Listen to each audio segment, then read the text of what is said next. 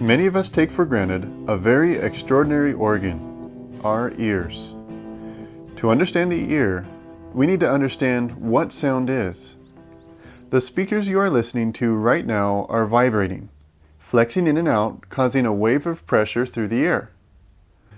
The frequency of these waves, or the speed at which the sound-creating surface moves back and forth, affects the pitch of the sound.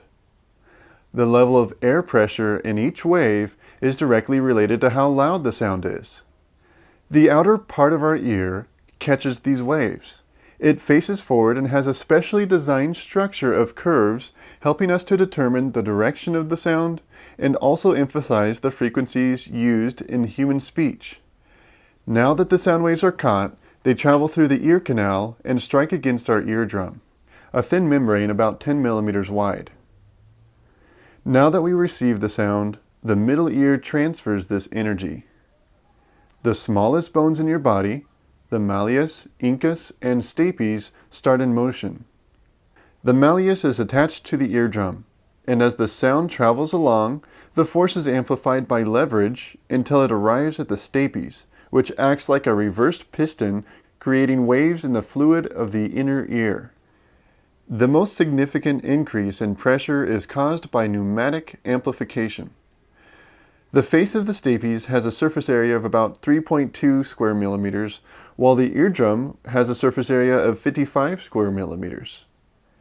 Using this, along with leverage through the malleus and incus, the final pressure is 22 times greater than when the sound first arrived.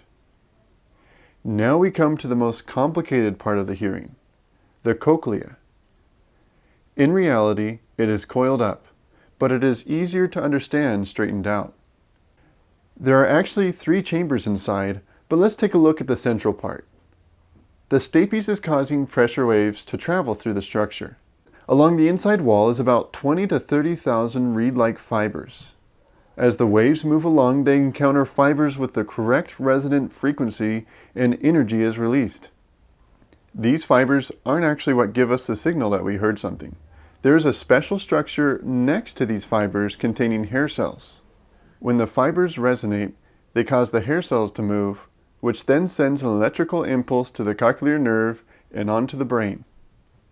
Certain pitches of sound will resonate in specific locations, and louder sounds will cause more hair cells to move. Our brain interprets all this raw data, making it possible to enjoy things like music or an engaging conversation. Just to think that all of this is happening in your head right now at full speed.